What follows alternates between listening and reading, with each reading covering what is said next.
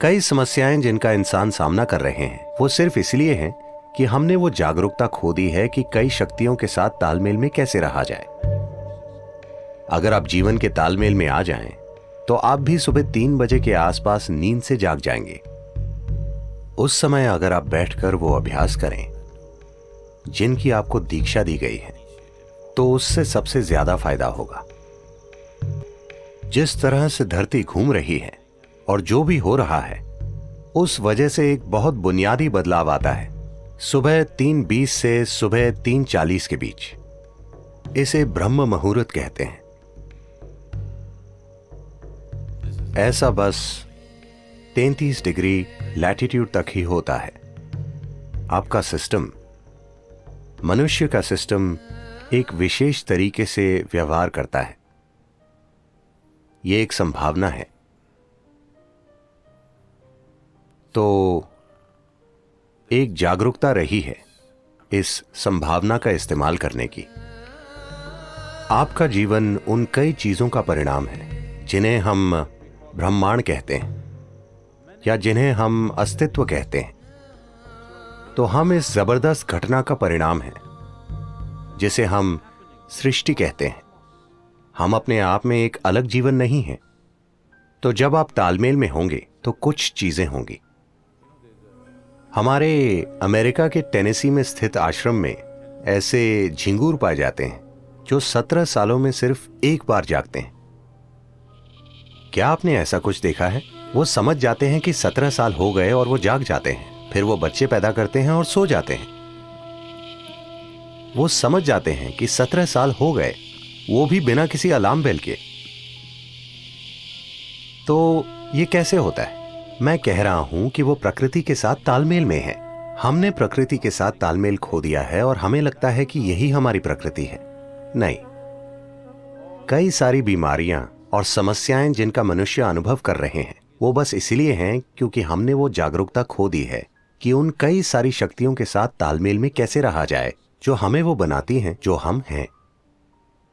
तो योग वो तालमेल लाने के लिए है ताकि आप जीवन के साथ लय में हो। अगर आप जीवन के साथ लय में होंगे तो आप भी सुबह 3 बजे के थोड़ा बाद जागेंगे। अगर आप जागरूक हैं तो अचानक आपके अंदर जीवंतता की एक किरण जागेगी, और अगर आप गहरी नींद में भी हों तो भी जाग जाएंगे। आपके साथ ये होना चाहिए। इसका मतलब है आप उसके साथ तालमेल में हैं, आप जीवन के तालमेल में हैं। तो मुझे क्या करना चाहिए? क्या मुझे ध्यान करना चाहिए या क्रिया? इससे फर्क नहीं पड़ता कि आप क्या करते हैं। आपको वो प्रक्रिया करनी चाहिए जिसकी आपको दीक्षा दी गई है,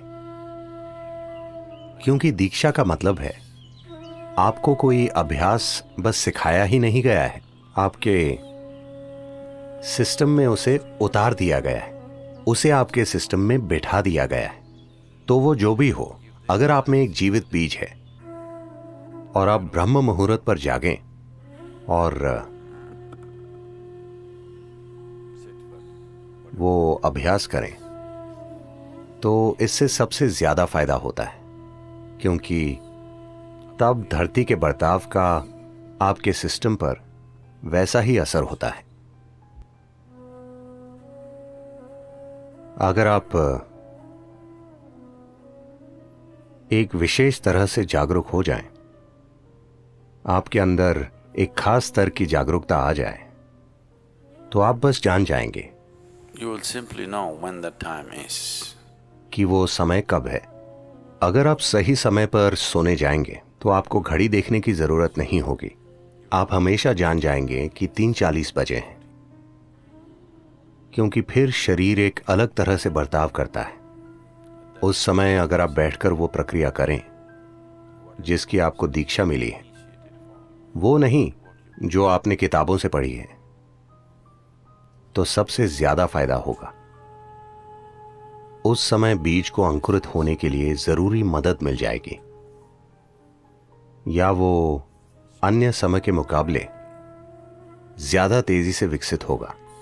यह सिर्फ दीक्षित लोगों के ही लिए है। अगर आप दीक्षित नहीं हैं, आप किताब योगी हैं, तो 3:40, 6:40, 7:40 इससे कोई ज्यादा फर्क नहीं पड़ता। ऐसे लोगों के लिए संध्या काल ज्यादा महत्वपूर्ण होते हैं। संध्या मतलब सूरज के उगने से 20 मिनट पहले से 20 मिनट बाद तक, या सूरज डूबने से 20 मिनट पहले से 20 मिनट बाद तक। दोपहर और आधी रात के लिए भी यही सच है, लेकिन उनकी प्रकृति अलग है। तो ये 2 संध्याएं उनके लिए बेहतर हैं जो दीक्षित नहीं है। 3:40 उनके लिए अच्छा है जिन्हें शक्तिशाली दीक्षा मिली है।